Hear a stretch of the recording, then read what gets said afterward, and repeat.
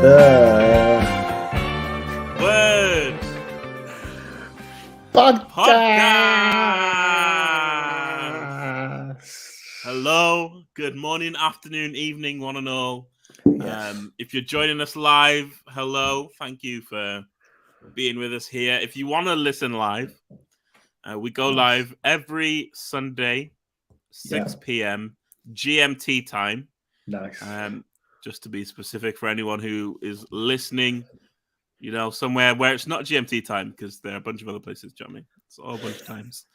And you can find us you can listen to the podcast version on all places where you can get podcasts. So whatever your favorite platform is, it's highly likely we're on there. And it's been good. We've been doing this for a while and we enjoy it. Yeah. We have a few tintillating topics coming up in soon. Do you know what I mean? Like a few topics that are like, ooh, do you know what I mean? Like some of them are tough and some of them are fun. And today will be an interesting one. So yeah, definitely. Today's like get your notepad and pens out. This is like practical, super practical stuff here. Yeah. So thanks so much again for joining us. We always appreciate having you. Thanks, guys. All with us. And as always, if there's anything that you guys would like to have us talk about, let us know, and we'll add that to the list of topics and different things like that. So, Eamon, how have you been? Let us know since last time. This is your final week of freedom, right? Yeah, it's been a final week of freedom. To those new listeners who may not know what we're talking about, basically got a new job that I start tomorrow. Very excited about. So the past couple of weeks I've had off, finishing one job, starting a new one, that kind of thing. And it's been nice. It's been a nice couple of weeks. I'm not gonna lie. It's been very relaxed, very chilled. And this final week's kind of been like, because it's finally coming to the point now. I'm getting back into work and things. So, it's like seeing the people I need to see, playing the games I need to play. One last hurrah. Yeah, one last hurrah. I'm just waking up and not having to worry about what's going on. That's funny. Yeah. So it's been decent. It's been decent. I went to the football yesterday. All right. Not How's Man United. Result? Not Man United, unfortunately. Can't get tickets anymore. It's really hard to get tickets because of Viva Ronaldo. Oh, all right. I see. Do you know what I mean? It's real hard to get tickets. So I went to Altrincham FC. So not quite Man United, but you were like, caliber. I'll go as close as I can. It's a different caliber. So I went to Altrincham FC. I've been once before. The last time I went with David Smith, and they got battered 7-0 at home. Wow. So that was my only experience of Altrincham before yesterday. And they ended up winning 4-0. It was a good game. All right. It was packed. Yeah, it was jam-packed as well, which it's nice to see, isn't it? Do you know what I mean? Like, not sure how good the defending at that level is like, but it's. I'm not gonna lie, it's pretty terrible football. It's not. It's not attractive football to watch. It's kind of a bit. It's not Jogger Bonito. It's not prime tiki-taka kind of football. It's a bit weird. It's just a bit like a Sunday league kind of deal. That's kind of the level we're talking here. Like just a bit of an improved Sunday league. That's what it is. But it was entertaining still, at least. Got to go around Altrincham. Do you know what? Altrincham, I'll say this. I've never been round Altrincham, like the centre and everything like that. But it's actually quite nice. It surprised me. Like the high street had like Rolex shops, had like really expensive cars driving through. I don't know if it's like I always thought Altrincham. I think it is fancy, right? Altrincham's fancy. I think. I thought people, it was a bit. People in the comments, let us know if Altrincham's like a fancy place, because I feel like it is. I feel like it's not quite Didsbury, but it's better than like the average Greater Manchester area. I think maybe. I don't know. Yeah, Esther, I watched the Man United game, which was a surprise myself how invested I was in. It was a good game. Man United was a good game as well. Cristiano Ronaldo, inevitable. That's what I'm going to say about him. Inevitable. Now you United fans like him again. Yeah. I'm not going to lie. For about 4 months, it was just United fans being like, "Oh, he's awful." Blah blah blah blah blah. The thing is, though, when you watch that game, you see him scoring a hat trick and like a goal, sort of in the 80 whatever minute. Like you get it, you have to get excited. I understand how anyone can get invested in that. But yeah, it's not too shabby. Not too shabby. So obviously tomorrow the grind starts. Back at work, on the train. That's true. It's gonna be true. really when fun. you meant to be in office. Do you know what I mean? Well, so tomorrow, because it's my first day, I get to come in at 10, so it's not too bad. All right, that's chill. It's not too bad, but usually it's going to be about 8:30. So, okay. But either way, doesn't matter. I quite like the routine anyway. So yeah, decent. Anyway, that's my week. Nice. What about yours? What's been going on? Very good. This week's been decent. I think I can't really remember it, to be honest. It was. Do you know what I mean? It's like you didn't give a number. Oh yeah. Okay, if it's a number, because of Ronaldo's hat trick, give it 11 out of 10. Right. Okay. Viva Ronaldo. I should have seen that coming. Yeah. That's on me. I'd take that on me. Take it on the chin. Mine was 7. I'd put it. I can't think of. Like it was a good week. Do you know what I mean? It was. Yeah. Nothing terrible happened. I think nothing amazing happened. I think. Any highlights? Any highlights? Yeah. I don't know. I don't think I have. I literally can't remember like what has happened this week. Yeah. All I know is that Mercy's gone on work, so I'm not like fending for myself again. She's in London this week. A bunch of the whole week days, but no, like she's back Tuesday, then goes away Wednesday, then comes back Wednesday or Thursday. Anyway, that's a whole different. Fair play. So yeah, it was just a standard average week, I believe. My memory is not one of the most reliable parts of my personality, my character. You're a little too loud some of the times. I'm a little too loud. I don't think you are, turn but it down. I don't know. Maybe for the viewers at home, compared to it's different for them. Different audio. Yeah, because StreamYard does its own shindig, isn't it? So I've turned it down, but I won't know how much I've turned it down by. So yeah, please let us know how it is. If you can't hear me, then let me know. But there's one thing. There's one thing that happened this week that I thought that was good, that we were both part of, and that was the midweek. We were talking about baptism, weren't we?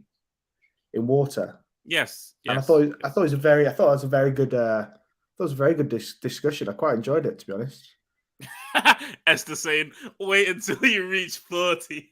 Wow. I'm hoping that I can I don't know whether like brain things work. Do you know what I mean? Like those games or whatever. Brain training.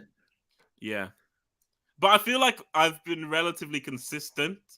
Like my memory has never been like really good. So maybe I'll just stay consistently at, do you know what I mean, this level of memory, which well, do you know what? I've been doing do you know people do Wordle and things like that as like a bit of like a brain thing for the morning. I've been doing one and it's called Earthel, right?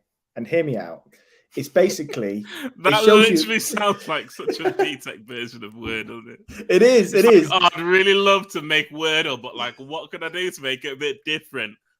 It's basically Earthel. It's basically right. It shows you a country. It shows you like an outline of a country, and then you have to guess where that country is in the world. So like it's put so it's like on a flat map with obviously England, Europe in the middle, and Africa in the middle, Asia to the right, America to the left. And then you type in a country and it'll tell you in what direction and how far away you are. So interesting. So I always put in Cyprus to start off with. It's sort of in the middle. And then it just tells you if it's further left or it's further right, up, down, whatever, and then how far it is away. And you get 5 tries to guess where the country is, and it tells you sort of where it is. It's a good little game, It's a good little game. Like it's good like brain teaser for the morning. I was trying to figure it out. Like here. Do you see what I mean? Oh, geez, right, okay. So then, so it kind of just it's a bit blurred, but yeah, I see what you mean. Yeah, just because I've got the blurred background. So what happens is, I put Cyprus. It tells you how far away it is, and then you see what I mean. I was like, Netherlands, then Belgium. Then I was like, what's in between Belgium and you know what I mean? Then I ended up getting Luxembourg. I don't even see. It's just like a good little brain thing for the morning to get get you going. Do you know what I mean? So I'd be awful at that though. Me and geography did not mix in school, so I love it. I'd be like, how many kilometers a kilometer? Do you know what I mean? I'd be like, I've got no clue. The thing because of Wordle, like there's loads of them. You could do pretty. There's probably a music one somewhere. There's probably like some sort of art one somewhere. Oh there'll be loads of there'll be loads and loads Wordle-esque. Yeah. What does help me is that I have my alarm that I have. Yeah. When I use it, I unlock it using maths questions. Really? Yeah. So you can set it to so you can set it to unlock with math, like normally where you just press it, or math questions, or you can take a picture of something in your house, and then to turn off the alarm, you have to go and take a picture of that thing. And sometimes what it does is like flip the orientation on the screen, so then you have to like match it with your camera. But like the maths one helps. Like the more I do it, the better I get it. Do you know what I mean? That's good. That's quite. I guess it is legit. Yeah, that's quite good. That to sort of get you up in the morning. Like if you take a photo of like the fridge or something, and then you have to go all the way downstairs. So then you have to, exactly. You have to go there. That's a good way. That's a good way of doing it. Obviously, it's a pain when you're shattered and you're like, oh. Yeah. And like, I remember the first day that, because I didn't know that it flipped the orientation until I woke up one morning at 5 a.m. and I went to like the tap and I was like, why is this my eyes or is it the phone? Do you know what I mean? See, because what I do with my alarm is, say if I want to get up at like 6, what I'll do is I'll set an alarm for 3 a.m. I set an alarm for 4 a.m. Now listen, here we are. 3 a.m., then 4 a.m., then 5 a.m., then 6 a.m. So by the time it gets to about 5 a.m., I'm already terrible. Nah, you need to get on this maths question. Like, it works. That's terrible for your sleep, man. It works a treat because it kind of just, I don't know how it works, but it seems to work for me. I don't know that, but I mean the maths one sounds pretty good. Got to be wrecking your REM. You can even use a QR code as well, so you can like print out a QR code somewhere in your house and then go and scan it to unlock it. See, do you know what annoys me though is the fact that some people have thought of this and I didn't. Do you know what I mean? Because it's such an easy, like such a simple concept of like a way to sort of. And I'm like that could be a great moneymaker, and I've just missed out on it because. Yeah. But you know that's life, I guess. The alarm is meant to wake you up once. Yeah. Well, okay. For those watching live. Yeah. Do any of you actually wake up when your alarm goes off once? Because I know that some people genuinely like they can hear their alarm, they're up, and they just like live life. Yeah. But for me, I used to have like 3 or 4 alarms before my wake up time at like 5-minute increments. Do you know what I mean? Yeah. That's what I used to have to do. So that's that wasn't a good life. That. Once I got married, I stopped that because I was like, "This is not, this is not going to go for anyone." Wow, I mean, someone does. All right, hey. Fair play to you, because that is rare. Yeah, that's not me. I can confirm. I need like 4 hours notice to wake up. I wake up before the alarm, of course you do. Yeah. Wow. Yeah, do you know what I mean? Like, of course. What else? What are we meant to say? Of course. Yeah. Like, I am my alarm's alarm. My body has its own alarm. Right. Anyway, time rise. Let's move. Let's dive in. Let's crack on. So basically, last week we were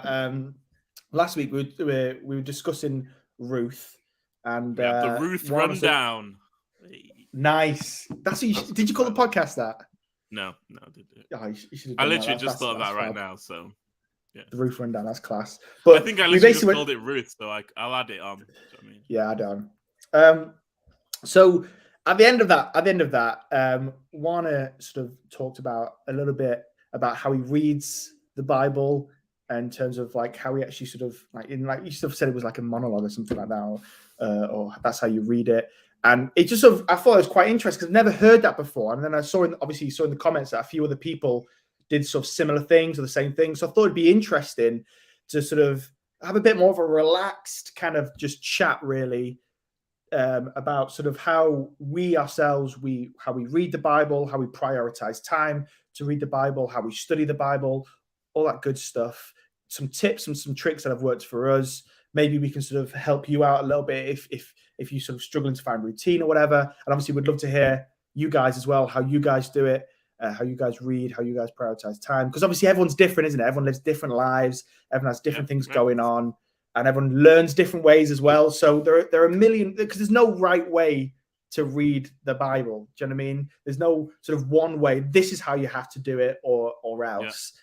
We can all do it in different ways, learn different styles, things like that. So it'll be interesting to kind of just dig a little bit deep into that. So see what the crack is really. And then, maybe we can sort of take some tips, tricks from each other, and we can all kind of improve in that sort of sense. So, I mean, the first thing, I think this is probably one of the biggest things, one of the biggest barriers when it comes to reading the Bible is time, because ultimately we all have busy lives. No matter who you are, no matter what's going on, we all live busy lives. We're all working. Most people are working. They've got kids. They've got sort of social events. They've got loads of church events, whatever else. And it's easy for it to kind of be reading your Bible to kind of just sort of slip through the cracks of a busy life, of a busy schedule, a busy routine.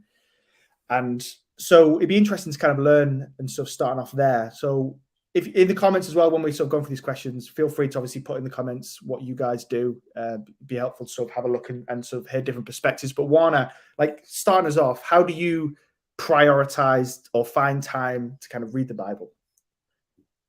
The best thing that I found is a plan. Like if I have a plan, I'm more consistent than if I don't have a plan, because it can sometimes be like you finish reading a particular thing that you're reading at the time, and then it's kind of like, okay, so where do I go from here? Do you know what I mean? And so sometimes I will literally just pick books, and if I'm not in a plan, oftentimes that's when I'll pick like the shorter books in the Bible. You know what I mean? So like some of the smaller prophets, or like some of the later like letters in the New Testament and stuff like that.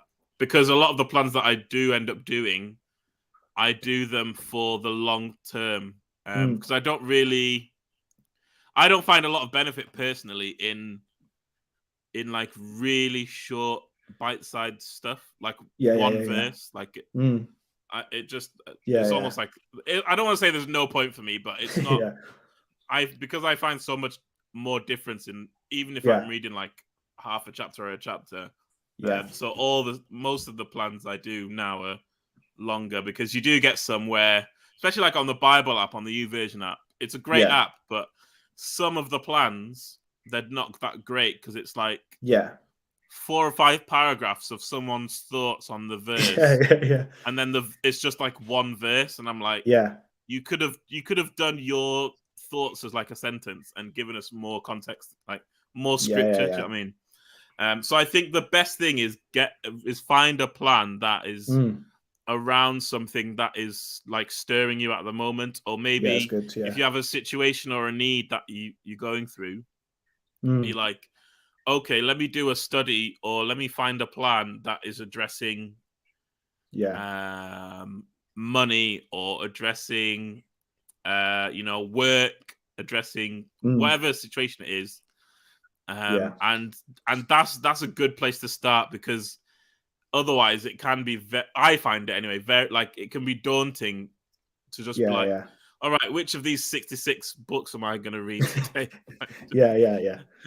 And like, when do I stop? Where do I, like, am I studying a specific thing? So a plan for me, that's when I'm at my most optimal Bible reading. So do you do it like do you do it at a certain time, or like a certain time of the day, or do you kind of just sort of, it depends on the schedule? No, there's no set time really. When I'm on my morning routine game, then it happens in the morning. But when I'm not, it just happens like when it happens. And also I'm really big on listening on the audio Bible. So and that's very convenient, because you can literally be doing anything, almost pretty much anything anyway, and just whack it on.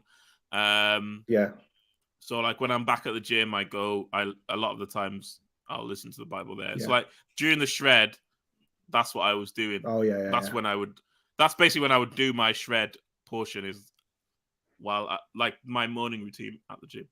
Yeah. So yeah, if you can find ways of like whatever your current routine is, however loose or rigid, if you can find ways of building it into your routine, then it's easier to get to the place of like breaking your routine to do it. Do you know what I mean? Yeah. Rather than like trying to just go ham all the time. Yeah. What about you? Yeah, I think sort of it is sort of quite similar, to be honest. I think, it's because it's such a big, vast book with a lot of words in it. So it is quite daunting at times to be like, where do I even start? What do I even read? But one of the things that sort of, I don't really do any of the sort of the plans on like Bible or New Version things because of some of the reasons you were sort of talking about. But what I try and do is I try and read books in their entirety in one go, one day, or break it up. If it's a bigger book, obviously I can't, read the Psalms like in one day. Something that'd be brutal. Like try and break it up a little bit. So like say for instance you got sort of Romans, which is a bit more of a sort of a longer one, like break it up over 3 days or something. So give myself a certain amount of chapters, and then do what Yusuf saying. Put like say for instance I'm reading 6 chapters in the day. I'll sort of break it up a certain time. Okay, I'll do 3 chapters here, and do 3 chapters there. And often for me, when I was in the place I used to work in Salford Quays, so I used to just get the tram into Salford, which is maybe about half an hour, 45 minutes, something like that. So it was just a good solid time in my day when it's just me sat on a tram in the morning. Everyone's quiet. There's no like, kids running around shouting and screaming or whatever. Everyone's just tired in the morning. Everyone just wants to get on with the day. So it's pretty much just silent. All you can hear is the tram. So it's just a great time for me to just go, great, earphones in, just put some on to sort of drown out the tram and just read that portion. And setting myself a goal is really, really helpful, because rather than just sort of reading and going, oh, okay, let's see what happens here. I do that sometimes. I sort of read till I'm full, if you want to call it that. So like when you eat, you don't just sort of go, okay, I'm going to eat for 15 minutes, then I'll stop eating. You keep on eating, and then if you're still hungry, you go for seconds, don't you? And sometimes I do that, and I try and make some time for that. But most of the time, because obviously doing things and busy, traveling or going to work and back, or social events or church things or whatever, it's difficult to kind of just find like that solid time for that. So just setting myself a goal, trying to read something, set myself a goal, and then sort of, as you're saying, adding that into my routine. And one of the things I remember sort of Ben Morris saying when he was on the podcast a couple of weeks ago, when he was talking about the shred, was that is understanding your schedule and then finding an appropriate amount of Bible to read within that scheduled timing. Because if you're like, say you're like you're a single mom of 4 kids, you work a full-time job, you get them to, you wake up, you get them up, you get them breakfast, you take them to school, you go straight to work, you come home, you pick them up, the extracurricular activities, homework, all that kind of stuff. John, by the end of the day, you're worn out, you're knackered, it's late. By the time they've all gone to bed, and you've got to do it all again the next day morning. You can't just sort of go, right, here's 2 hours where I can just sort of read the Bible. It's not as easy as that. So it's about, understanding that your routine, understanding where those gaps are, and then setting yourself for goals and setting yourself little plans or whatever else that may be. Say, okay, I'm going to sort of read this much amount. And doing what you were saying, the Bible app is really helpful in kind of just listening to the Bible. And sometimes when I was doing the shred as well, I did a hybrid of reading and listening. So like I would just sort of, I would read along while listening as well sometimes. And sometimes I just listen, sometimes I just read, sometimes I do the mix of the both, of reading and listening at the same time. And it's just a good way of kind of just getting it in you. Because ultimately, I think reading the books, trying to read books in their entirety is reading it how it's supposed to be read, like the chapters and verses, and particularly the epistles, like they were written as a full body letter, and then it's only like after, like way after the Bible was formed, like as in the books put together, where then do we now have what we have as like headings? Do you know what I mean? Like chapters, breaking stuff. Like other than that, it used to just be like, here's the letter. Like, I'm just going to read the letter to the Romans, and you just read it as a letter. And if it's a bit long, you stop when you're done, and then you come back to it. Do you know what I mean? There wouldn't have been as many breaks, and you see that even in the way that Paul writes. Like, he writes it like a letter, where it's like, where does the point start? Do you know what I mean? But it's just like one thought. So it helps a lot with definitely, even just like understanding the Bible. It helps when you begin to read it in, like, if you approach it in that way of this was intended to be consumed in longer form than shorter form. Then the benefit of the Bible increases, I think. And that's one of the reasons why I try and do it, because I have that understanding of these chapters, verses, headings have all been sort of inputted and things like that, and some of them are just terrible. Some of the chapters are just put in really weird places, and I'm like, who's looked at that and rationally thought that's a great place to put it? So you can often miss out on certain things if you just sort of stop there and you come back to it later. But like, I think that, if you read sort of like, Ephesians, Colossians, Philippians, these are like Second Timothy, those kinds of books. They're 4 to 6 chapters long. They'll take you 20 minutes to read, if that. Depending on obviously your pace. A lot of them are short. Really short, and jam packed with stuff, but they're really, really short. So they're great places to start. If you sort of read less than that normally, or you want to start reading a bit more, honestly, try and look for those books that are in those epistles, which are just 4 chapters long, and just say, okay, I'm going to spend some time to read this, and just start there. Because ultimately, as I said, if you read like a couple of chapters, if you read like 2 chapters a day, that's you. 1 Old Testament, 1 New Testament. Saying that's what you do normally. That's your routine. Going, all right, I'm going to read the whole of Acts in one day, for instance. It's not going to be you're not going to be able to do that. You're not going to be able to go from jumping from 1-2 chapters a day to 22 in a day. That's a big jump. So working your way up to the point where you can start to read more, finding the time to read more, that kind of stuff. I think that's really, really helpful. I think it's helped me in terms of just sort of slowly building that up, that routine of reading it, but then starting to sort of increase the amount that I'm reading and trying to read those books in their entirety. It's been really, really, really, really helpful. I mean, obviously, I can see Ezekiel sort of saying that he sort of reads in the morning, which obviously I think a lot of people do, especially like Bible school students. They always try and do the reading in the morning. I tried that for like 2 days, and I was like, no, that's not for me. That's not for me. It'd be interesting to kind of see, especially if you've got sort of busy schedule and things like that.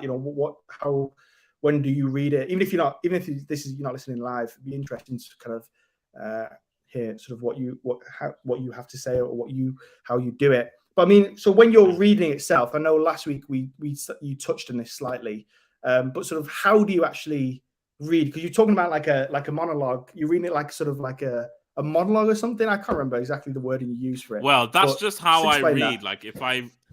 That's just how I read. Like, if I read, so if I read the comments, I read it like I'm speaking it, that's just how I was taught to read, which apparently is not right. But what do you mean? I don't get like. So just the way like I'm speaking now. So for example, let me just read a random comment. So I wake up before the alarm. That's how I read the Bible in my head. Do you know what I mean? Right. Okay. So in my head, I would go at the pace of, in the beginning was the Word, and the Word was God, and like that. So that's why, for example, when I'm doing a shred, me reading takes a really long time compared to me listening, because because I'm stuck at this pace. Do you know what I mean? Like, I've tried to learn like how to speed read and stuff, but the advantage for me in that is that like when I'm reading, I don't know whether I feel like it's not abnormal, but and it'll sound like this is a bit a bit obvious, but I read what it says. Do you know what I mean? Yeah. And I think maybe for people who have been in church longer, it's a bit easier to read what we think it says. Do you know what I mean? Yeah. But I found especially with the Bible, and especially when it comes to like studying and like trying to be like, let me try and get something from this, is actually look at like the words that it says and how the thing that's being communicated is structured, and like and whether they're like qualifications for certain things, or like if something leads to something else, then I'll start to process it down that line. Do you know what I mean? So for example, like I just pulled up some random verse, Romans 8:28, and we know that in all things God works for and we know that in all things God works. So that's literally how I read it in my brain. I'll be like, God works for the good of those who love him, who have been called according to his purpose. So then I'll be like, oh, that's cool. Like, actually, so whatever happens in my life, whatever situation I'm in, God will work it for my good. I just need to. So my focus needs to be on, do I love God or not? Do you know what I mean? Like, that's if I want good things to happen to me, okay, then I need to be part of that category of people who love him. And I know that I'm called. I know that I've already answered his call. So so that's how I would read and start to break things down. Do you know what I mean? Right. Yeah. And that's not. I would say that if you do that, then you'll see things that sometimes aren't seen by everyone. So there's certain things that because that's just how I read it now. Like I'll read something and I'll be like, oh yeah, that's there. Like that's a really obvious thing that it's there. And then I'll share it with someone and they'll be like, oh, where did you like? I didn't see that at all. Do you know what I mean? Yeah. And so sometimes the most profound thing in the Bible is just the thing that's in the Bible. That's good. Yeah. And so just reading it for what is there. And then going down the journey of what that means for you, I think that's been for me one of the things that's really unlocked me reading not just reading it, but understanding it, and then being able to appropriate it as your own thing. So then you could communicate it with someone else. Because I always have that thing in my mind of if you understand something, you should be able to explain it to a 5-year-old simply. Do you know what I mean? If you can't do that, then you don't understand it enough. So I like if I'm thinking through something, that tends to come in my mind quite regularly, and I'm like, okay, I need to find like what's the simplest essence of what this thing is talking about, or do you know what I mean? To the point where I can understand it without needing it to be like churchy language or whatever. Do you know what I mean? So I think that helps a lot as far as like actually getting into it, and obviously the Holy Spirit as well. Like the Holy Spirit is the one ultimately who, like, literally, he's here to help us get better at all this stuff and like understand all this stuff. So if we remove him from the Bible reading equation, it's almost like reading without eyes. Like that's how much difference he makes. Like, so it's obviously that. What about you? How do you find it? Yeah, I think maybe sort of similar. I think it depends really, because I feel like when I'm just like kind of reading and you're just reading in your head or whatever you want to call it, you just kind of just like on the tram or on the go or something. I'm not going to sit there and read out loud. I'm just going to read in my head. I feel like you do miss a lot more than when you kind of do what you were saying, which is kind of just reading a bit more of a slow pace, as if you were sort of. And I tend to I try and read a lot, especially if I'm doing more intentional, sitting down in my room, kind of reading. Try and read out loud, because it kind of just slows down what I'm reading. But as well as that, I'm also hearing what I'm saying. It's like this loop of just sort of going back. You know, I'm reading it, going into my head, it's coming out my mouth, and it's going back in my ears. And I feel like that kind of just sort of helps. And then you're like, so you read something like, oh, okay. What do you say? You mute it. Here's a fun thing you can try, which Dad is the one who started this. Someone else might do it as well. but he's who I found it off, and it's actually quite cool to do. Like it's good to do, but it takes a bit to get used to. Is put something on the audio Bible, whatever audio Bible you use, and then what you do is you speak. So you have it on and you're listening to it, and you're also reading it, and then you speak just after it says it.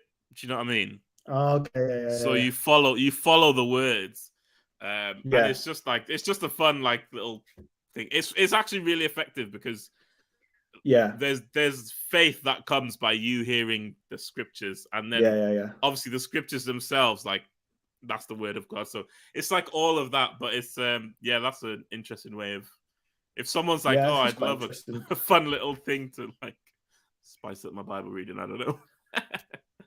Yeah, it does really, really help when you're kind of like, sometimes, you know, I'll sort of have it on and I'll sort of read along with it, and I'll try and read out loud, and it's a bit more difficult because obviously the guy's usually American and he's got a weird pace, and there's some weird music in the background, some versions and things like that. Yeah, the dramatic music is the one that throws me. I can't. It can be a bit, you know, but it is a useful tool in kind of, you know, trying to retain information, trying to retain what you read in, and kind of letting it actually speak to you rather than just sort of missing it. It's like I remember like because I've read like 1 Corinthians 15. It's something we've been looking at sort of recently, and on Sunday. I've read 1 Corinthians 15 a bunch of times, countless amounts of times. But reading it again, like this morning in the meeting, I was like, oh my gosh, like there's so much fight. There's like so much in this. Like it's so. Like it's so good, and it's one of the things because we read it out loud. I mean, it's at a bit more of a kind of just a normal kind of reading, slower pace. I kind of was like, hang on a sec. There's a lot in here, and obviously when I've been reading it previously, I've kind of just been reading it in my head and just gone no. So I mean, just kind of just to get it done or whatever else, or just to kind of finish the book or whatever. But spending that time just to kind of read it as and speaking it out loud kind of just sort of goes back in your head. And you're like, oh my gosh, there's really some good stuff in here. And I think that's one of the things that's really helped me in even kind of studying and the word and different things like that, and trying to dive a bit more deeper into that, is because what I tend to do is say when I'm trying to study a certain thing or topic or whatever, I'll kind of do loads of reading, do loads of writing, kind of just sort of figure out what it's all about. And then I'll tend to speak it out loud. So I'll tend to like almost like someone's asked me the question, okay, Eamon, what's grace about? What does grace mean? And then I'll be like, okay, let me tell you. And I'm just in my room, just talking to myself out loud, but speaking, but like going through all the Bible verses and reading it as if I was like preaching it, or if I was doing like some sort of Q&A or something. It sounds really sad almost, just in your room, just speaking it. But what it does, it really helps, like, it really helps sort of retain the information, because I'm not just sort of reading it and writing it, or just reading it out loud and then writing it down. I'm reading it out loud and then I'm writing it down and then I'm speaking it out, and then I'm kind of refining my own points as I'm going along, and I'll sort of say a point, I'm like, oh, that's a bit long, that, let's cut that bit out. And I'll go back and I'll say it again, as if I'm preaching it, or as if I'm like doing a Q&A with someone.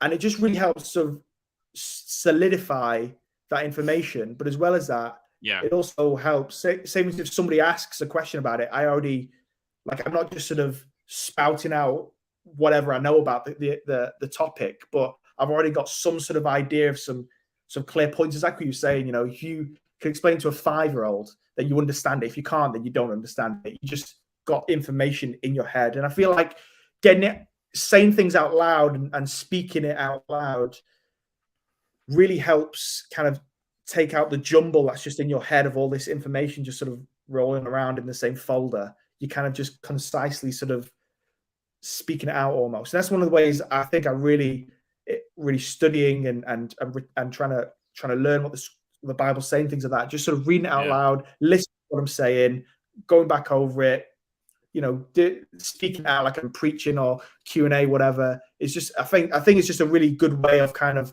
speaking it out, and then, as you were saying, hearing it again and sort of things like that. I mean, it's one thing that's really helped me. I mean, what about you? As far as which part? like studying or speaking, whatever. Yeah, whatever. I literally just do that breakdown of like reading. So the way my brain works is I'm very like, I can get lost in rabbit holes really easily. So because I know that, like I know that my brain can just like go off on stuff. Spiral. So I just I attribute that thing to my reading. So I think one good place to start will be like is figure out or find out, if you don't know, how your brain works, like what your thinking process is like, and then apply that thinking process to your Bible reading. Yeah. So I'll literally do that. And that's how. So then, depending on what the first thing is, then I'll go to, okay, so if this means this, let me imagine what the next level of, what's the next layer, or whether that's up or down, whatever. And I'll do it either way. You know what I mean, I'll look at the positives, I'll look at the negatives, and so then what happens is I start building. Well, I didn't realize this is what happens, but now as I'm saying it, I realize this is what happens. Yeah. I start building a picture around the verse or the verses. Yeah. And it really helps as well if say you read like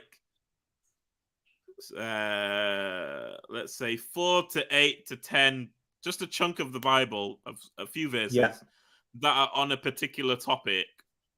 It actually really helps doing that to develop the understanding of the topic rather than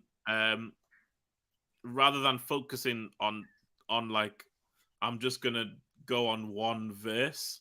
That has its own benefit, but I think also part of understanding and gaining the knowledge is like, okay, so when Paul talks about for example, you could do it on resurrection of the dead and what that means, that as we're looking at we've looked at the last 2 Sundays in the preach. Then like the more that you can develop that picture of, so what does it mean to resurrection of the dead, and what does it mean, why were there people who didn't believe that, and like what's the consequence of that life or not having that life, and what are the benefits and what are the negatives, and so if this was like this, then what does it mean for this other thing that I know about? Do you know what I mean? So I literally just build out all these different things. So then it ends up being like a more robust understanding of what's going on, and you can decide how specific you want to go. So if you do want to, I can do that with a specific verse, or I do it with chunks. It really just depends on like what is being highlighted to me that I'm reading. And then I just delve in like that. But I think the biggest thing for me was understanding like what actually work, like how my brain works. How do I process information? How do I like mull over information? And like use that in my reading, because sometimes it can get very like, oh, let me use these tips and tricks, which there are things you can use to study, but then you can sometimes do the thing that's really counter you. And so then even though you might be following the steps of like, this is how you study, you might not be actually ingesting it into yourself, which is obviously that's where it is different, because there are a bunch of people who read the Bible for a living, and I mean, it's nothing. So I think as like, find the tips that work for you, but also know how your brain works. So if you know that I don't know, if you're really into detail, for example, then like reading a chapter and then delving into one of the verses, like only one verse, and like breaking down those things is really good. Whereas if you're someone who's a bit more like big picture, then read a good chunk and like think through, what does that big picture look like? How does that picture get bigger? And then like, are there other things that start to join in with this picture or not? Do you know what I mean? So that's how I kind of approach that. Yeah, and I think, and this is probably the final thing I say, just the time. But I think one of the great things that we've been doing recently, as we've discussed sort of here and there on the podcast, is on Thursdays we've been on Sundays we've been looking at like the foundations, sort of in Hebrews 6. So your repentance, faith, laying on hands, baptism, water, baptism of the Spirit, and the resurrection, which we looked at the past 2 weeks. And on Thursdays we've been kind of doing deep dives into those sort of specific topics. And we were doing what you were sort of saying, breaking it down and sort of asking ourselves, okay, what does this mean? What does that mean? I remember we were doing it on faith, for instance, and it's, faith is the assurance of things hoped for and the conviction of things not yet seen. So we broke that down. Okay, so what does hope mean? And then we're like, great, let's go find out what hope means and just sort of diving into that. And I think one of the real sort of important things is having a community or a people that you can sort of chat to and sort of bounce sort of ideas off and talk to and things like that. I found the Thursdays really, really exciting, really informative. I've really enjoyed sort of being part of it. Just listening to how other people approach the different verses. And as you're saying, everyone learns differently. Some people are big picture, some people are really detailed. And hearing all those different people pull different things out, the same passage or the same verse or whatever is really, really helpful. So, having people around you that you can kind of just text or just call or meet up with and just say, hey, I was reading this and this is what I was thinking about. This is what I got from it. What do you think? And just having that conversation and having, because, you don't have to do this on your own. It's not just like a lonely thing where it's just you in your bedroom on your own. It's important to encourage each other and build ourselves up in what we're reading and what we're learning about. And I found real benefit in just sort of like, and I'm notorious for it. Just long voice notes. People don't like them, and I don't care. I'm still going to send them. Like just sending those voice notes. I've just been like, this is what I was reading. What do you think? Or the people, and people do back to me as well. As they say, I was reading this, and this is what I got from it. What are your thoughts on it? And I go, oh yeah, that's good. That, or I might go, oh well, you've said this, but then how does that relate to this or whatever else? And just kind of asking those questions, trying breaking it down a little bit. Getting different people's perspectives. I think that's really, really helpful in learning and in growing. And I think that's one of the real benefits when I was in Bible school is there was so many people from different ages. It was like wild, sort of the oldest person was like 67. I was the youngest at 22. And there's loads of people in between, and loads of people with different life experiences, different people at different sort of education levels and whatever else. And so when we were sort of sat down reading, I was like, some people would pull something out, like, oh my gosh, that's really, really good. How I didn't even see that. And then other people would pull stuff out. And it was really, really helpful in having those different perspectives, those different, those different ways of learning, different things like that, all sort of coming together to sort of speak into the same thing. So that's that's a really good sort of tip, I'd say, and just kind of is just find people that you like spending time with, and say, okay, let's spend some time together. Or, just send them a text or call them or something, just sort of talk about it. Because I can guarantee, I was just saying Thursdays, I think, Ezekiel was sort of saying to me the other day that because he was sort of teaching in like some of the church in Portugal or something. And he said that he's really missed some of the discussions because he was there for like 20 minutes and he wanted to stay because what we were talking about was just like really, really good and things like that. So it is really helpful. I've really enjoyed it. Yeah. I know you have as well, Warner, and I know a bunch of other people will as well. I've loved it, But having those times, so if you want to come to our Thursday meetings, you're more than welcome. Let us know. We'll give you the details. But true. As well as that, but as well as that, just find people that you enjoy, find people that you like to spend time with. You don't get bored of really, and just send them stuff. Just voice note them, annoy them. Who cares? Do you know what I mean? It's about the Jesus. It's all you can't really complain too much. But it's a really good way of learning. It's a really good way of it's a great way of learning, a great way of like challenging what you already know and they'll sort of and things like that. So I think that's a really good, good way of doing things. Yeah. Strong. Well, we're basically at time. Yeah, I know. It's our Bible study bonanza. Yeah. It's quite interesting. It's quite interesting how everyone reads differently, things like that. So, please let us know anything that works for you, the ways that you learn, the way that you read, whether you're detail, big picture, whether you like sort of more art style things or whatever. I don't know. I don't really know all the ways of learning, but let us know, because it is quite interesting to sort of hear how other people read and different, how you fit things into your routine and things like that. But yeah, I mean, hopefully this has been helpful of for you. Art, you can get some Bibles that have, like study Bibles where you have space to write on the side. You can get some that let you write and draw on the side as well. So like for arty, so like that's part of how, like I was saying before, of understanding how your brain works, is if you are someone who's way more visual, then find ways that you can express what you're reading in your whatever your visual manner is, whether that's like art or something, or find a Bible that has space for you developing that thought. Sorry, mate. Carry on with the clues. No, that was great. So yeah, please let us know, even if you're listening later on. We'd love to sort of hear your thoughts on this, what you're thinking, things like that. And if you need any help with anything, I don't know, let us know. Trying to help you out. But yeah, thanks very much for joining us. If you're listening live or in the future, whatever time of day it is, it's always a pleasure to have you with us. So that's nice. That's a nice way to end it. So we'll be back. We'll be back same time, same place next week. I don't know what we'll be doing it on, but I'm sure it'll be good, whatever it is. So we'll see you next week. Thanks, everyone. Bye.